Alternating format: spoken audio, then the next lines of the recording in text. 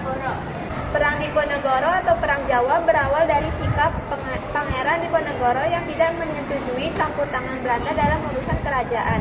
Di sisi lain, kerajaan sangat tak berdaya menghadapi campur tangan politik pemerintah kolonial Belanda, tetapi kalangan pejabat keraton justru hidup mewah serta tidak memperdulikan penderitaan rakyat. Perang Diponegoro merupakan perang besar dan berlangsung selama 5 tahun, dari tahun 1825 sampai tahun 1830 di Pulau Jawa. Tujuannya untuk menegakkan kemerdekaan dan keadilan untuk para rakyat. Nah, penyebabnya itu yang pertama adanya perasaan tidak puas pada kaum bangsawan Kesultanan Yogyakarta. Yang kedua, kaum ulama Islam yang semakin kecewa karena semakin meluasnya adat kebiasaan Barat yang bertentangan dengan ajaran Islam. Yang ketiga, karena rakyat jelata makin menderita akibat adanya bermacam-macam pungutan dan macam-macam kewajiban kerja paksa. Nah, kekecewaan Pangeran Diponegoro memuncak ketika Patih Danureja atas perintah Belanda memasang tonggak-tonggak untuk membuat rel kereta api melewati makam leluhurnya. Nah, selanjutnya ada kronologi Perang Diponegoro. Perang ini bermula dari peristiwa pada 20 Juli 1825, di mana pihak istana memutus 2 bupati keraton senior yang memimpin pasukan Jawa Belanda untuk menangkap Pangeran Diponegoro dan Mangkubumi di Tegalrejo. Untuk mengawali perlawanannya terhadap Belanda, Pangeran Diponegoro membangun benteng pertahanan di Gua Selarong. Perlawanan Pangeran Diponegoro terus meningkat. Perang yang dikobarkan oleh Pangeran Diponegoro telah mampu menggerakkan kekuatan ke seluruh Jawa. Untuk menghadapi pasukan Diponegoro, Jenderal De Kock membuat benteng sel-sel. Strategi Perang Diponegoro. Yang pertama, merencanakan serangan ke Keraton Yogyakarta dengan mengisolasi pasukan Belanda dan mencegah masuknya bantuan dari luar. Yang kedua, mengirim utusan kepada para bupati dan ulama agar bersiap melawan Belanda. Yang ketiga, memilah bangsawan yang dinilai sebagai lawan dan kawan. Dan yang terakhir, membagi wilayah perang dan pertahanan. Dalam tahun 1827, perlawanan Diponegoro berhasil dipukul mundur oleh pasukan Belanda. Pada akhirnya, pada tanggal 17 Oktober 1829, ditandatangani perjanjian Imogiri antara Prawi Rodirjo dengan pihak Belanda. Dengan isi perjanjian yaitu yang pertama, Sentot Prawi Rodirjo diizinkan untuk tetap memeluk agama Islam. Yang kedua, pasukan Sentot Prawi Rodirjo tidak dibubarkan dan ia tetap sebagai komandannya. Yang ketiga, Sentot Prawi Rodirjo dengan pasukannya diizinkan untuk tetap memakai serban. Dan yang terakhir, sebagai kelanjutan perjanjian itu, maka pada tanggal 24 Oktober 1829, Sentot Prawi Rodirjo dengan pasukannya memasuki ibu kota negeri Yogyakarta secara resmi menyerahkan diri. Akhir Perang Diponegoro yaitu tertangkapnya para pemimpin pengikut Pangeran Diponegoro pada tanggal 28 Maret 1830 di Magelang. Dampak Perang Diponegoro. 1. Menelan korban jiwa sebanyak 200 juta jiwa penduduk Jawa. 2. Menelan korban jiwa di pihak Belanda berjumlah 8.000 tentara Belanda dan 7.000 serdadu pribumi. Yang ketiga, kekalahan Pangeran Diponegoro menegaskan penguasaan Belanda atas Pulau Jawa. Yang keempat, Raja dan Bupati Jawa tunduk kepada Belanda.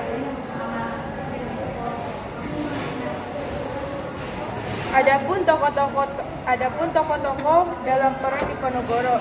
Yang pertama, Pangeran Diponegoro. Yang kedua, Kiai Mojo. Yang ketiga, ISKS Pakubuwono IV. Yang keempat, Sentot Alibasa Prawirodirjo. Kelima, Pangeran Mangkubumi. Selanjutnya ada Perang Patri. Latar belakang Perang Patri. Latar belakang sejarah Perang Patri berawal dari masalah agama Islam dan adat.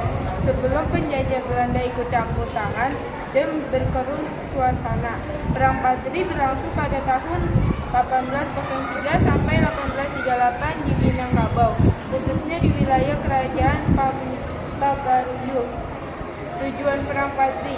Gerakan Patri ini bertujuan untuk membersihkan kehidupan agama Islam dan pengaruh-pengaruh kebudayaan dan adat istiadat setempat yang dianggap telah menyalahi dan tidak sesuai dengan ajaran agama Islam, dan bertujuan untuk memurnikan pelaksanaan agama Islam.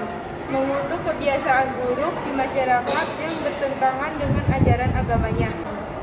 Penyebab Perang Padri. Perang Padri pada mulanya disebabkan adanya perbedaan prinsip mengenai ajaran agama antara kaum Padri dengan kaum adat dengan campur tangan Belanda. Perang Padri dibagi menjadi 3 fase, yaitu fase pertama dimulai gerakan kaum Padri menyerang kos-kosan dan pencegatan terhadap patroli Belanda.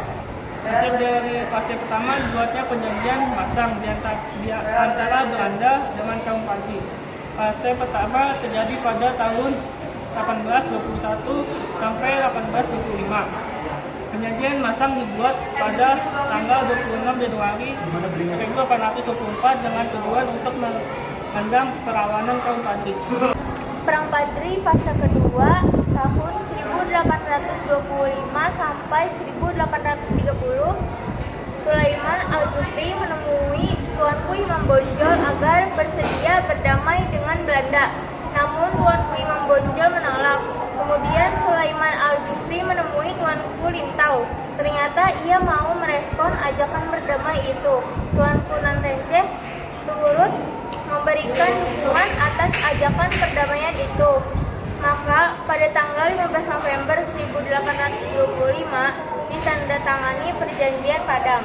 Fase ketiga terjadi pada tahun 1830 sampai 1837 atau 1838. Setelah Perang Diponegoro berakhir pada tahun 1830, semua kekuatan Belanda dikonsentrasikan ke Sumatera Barat untuk menghadapi perlawanan kaum Padri. Pada pertempuran fase ketiga, kaum Padri mulai mendapatkan simpati dari kaum adat. Dengan demikian, kekuatan para pejuang di Sumatera Barat akan meningkat. Belanda terus-menerus melakukan penyerangan sampai pada tahun 1835. Belanda mencoba mengontak Tuanku Imam Bonjol untuk berdamai. Imam Bonjol mau berdamai tetapi dengan beberapa syarat. Tetapi Belanda tidak memberi jawaban. Bulan Oktober 1837, secara ketat Belanda mengepung dan menyerang benteng Bonjol. Pada tanggal 25 Oktober, Tuanku Imam Bonjol ditangkap. Jatuhnya Tuanku Tambusai pada tanggal 28 Desember 1838 menandai akhir Perang Padri yang dimenangkan oleh pihak Belanda. Selanjutnya ada strategi Perang Tuanku Imam Bonjol. Melakukan taktik penyerangan gerilya. Kondisi pasukan Belanda pada saat terjadi penyerbuan oleh kaum Padri belum siap.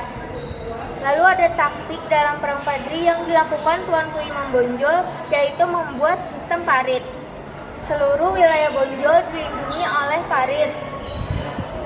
Membuat parit yang mengitari Bonjol agar Belanda tidak mendekat ke Bonjol. Dampak Perang Padri. 1. Tanah Sumatera Barat jatuh ke tangan Belanda. 2. Tertangkapnya Tuanku Imam Bonjol. 3. Benteng Bonjol dikuasai Belanda. 4. Rakyat semakin menderita. 5. Pembangunan monumen Padri. 6. Lahirnya persatuan antar pemimpin tradisional dan agama. Selanjutnya tokoh-tokoh Perang Padri. 1. Tuanku Imam Bonjol. 2. Tuanku Kasamat.